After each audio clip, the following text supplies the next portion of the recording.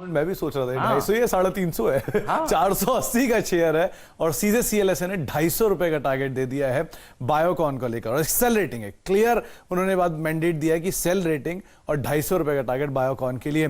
दो तीन चीजें क्रूशली बोली उन्होंने कि जो अमेरिका में इनका बिक्री के आंकड़े आए हैं नवंबर के, वहां पर भी एक मिला जुला से ट्रेंड देखने को मिल रहा है। बहुत सारी तेजी की बातचीत जो अब तक हुई है इस कंपनी से रिलेटेड वो ऑलमोस्ट प्राइस पे डिस्काउंटेड है, शायद इसीलिए उन्होंने यहाँ पे बिकवाली की राय के साथ शुरुआत की अपनी। और उन्होंने ये बात साफ की कि जो फुलफिला इनका जो प्रोडक्ट है उसके मार्केट शेयर में गिरावट आई है, करीब करीब 7.5% के आसपास ही पहुंच चुका है। ओगिवरी का भी जो मार्केट शेयर है 7% के आसपास पहुंच चुका है, और साथ साथ जो मार्केट शेयर है recently month two month basis पे वहां पे स्लाइट डिक्लाइन देखने को मिल रहा है। इसीलिए CLSA की तरफ से एक सेल रिपोर्ट है और करीब 250 रुपए के टारगेट देखने को मिल रहे हैं। 480 का मौजूदा स्तर है, यानी पोटेंशियल डाउनसाइड करीब 230 रुपए के आसपास देखने को मिल सकता है। है टारगेट्स तो उन्होंने इंटैक्ट रखे हुए हैं, पिछले एक लंबे अंतराल से 220 रुपए के टारगेट्स के साथ वो अभी भी अपनी बाय रेटिंग को मेंटेन कर रहे हैं। बस इवेंट को उन्होंने बहुत पॉजिटिव माना है।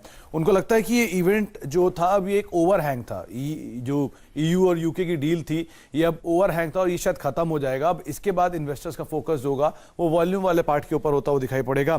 कंपनी अपने जो मार्जिन को इंटैक्ट कर रही है, वॉल्यूम को इंप्रूव कर रही है, और इस मार्केट के अलावा बाकी मार्केट जो है वहां से अच्छा कर रही है, स्पेशली चाइनीज मार्केट जहां पे मंथ टू मंथ बेसिस पे कंपनी के नंबर्स इंप्रूव होते हुए दिखाई पड़ रहे हैं। उनको ये भी लग रहा है कि कंपनी के अब जो फोकस रहेगा वो रहेगा नए लॉन्चेस के ऊपर, गाड़ियों के वॉल्यूम के ऊपर, कॉस्ट रिडक्शन को लेकर। तो इसीलिए ये अच्छा एक कदम है जो रिसेंटली हुआ, ये इवेंट कंपनी के लिए काफी पॉजिटिव है। टारगेट्स 220 के हैं और बाय साइड की रेटिंग उनकी इंटैक्ट है। 220 के फार्मा सेक्टर से जुड़ी एक रिपोर्ट है, तो चलिए पहले फार्मा की बात कर लेते हैं। सुमित बताइए क्या कहती है आपकी रिपोर्ट? देखिए मेरे पास अलग अलग रिपोर्ट्स हैं, कैडिला को लेकर अलग है, ऑरोबिंदो फार्मा को लेकर अलग है, और बायोकॉन को लेकर अलग है। पहले दोनों की हर तरफ पॉजिटिव बातें ही हो रही है, तो शुरुआत करते हैं कैडिला की रिपोर्ट के साथ, जो कि मॉर्गन स्टैनली की रिपोर्ट आई है। उन्होंने एक कॉल के बाद, इनकी एक एनालिस्ट कॉल हुई थी, उसके बाद ये रिपोर्ट निकाली है। ओवरवेट की रेटिंग है और करीब 460 रुपए के टारगेट्स को यहाँ पर देख रहे हैं, और उन्होंने माना कि टारगेट्स को आप मत देखिए, लेकिन जो इनकी कमेंट्री है वो बहुत पॉजिटिव है।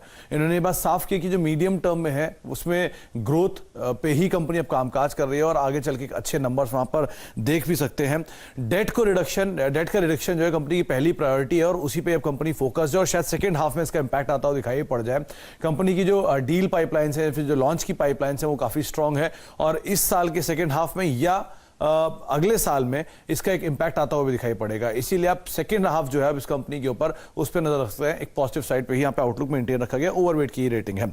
इसके अलावा एक रिपोर्ट आई है ऑरोबिंदो फार्मा को लेकर भी, आउट परफॉर्म की रेटिंग है और 900 रुपए के टारगेट। अभी कुछ दिन पहले जो आशीष की ये लिस्ट में देख रहा था उसमें 909 के टारगेट थे, लेकिन आउट परफॉर्म की रेटिंग है और लक्ष्य करीब 900 रुपए के हैं।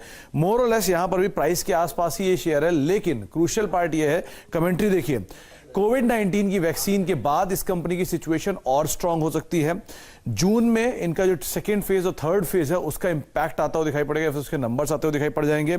इसके अलावा कंपनी की प्रॉफिटेबिलिटी ग्रोथ कंटिन्यू रहेगी, जो कि लास्ट क्वार्टर में भी थी। वैल्यू वाइज फार्मा में सबसे आकर्षक स्तरों पर दिखाई पड़ रहा है, और साथ ही साथ कंपनी के पास कोई कंस्ट्रेंट नहीं है नई कैपेसिटीज को ऐड करने में या कोविड-19 की दवा में और ज्यादा तेजी से एक्सपैंड करने में। इसीलिए ब्रोकरेज हाउसेस की रिपोर्ट आउट परफॉर्म साइड पर है, दोनों में टारगेट्स हालांकि मोर लेस सिमिलर साइड पे दिखाई पड़ रहे हैं। टारगेट्स तो सारे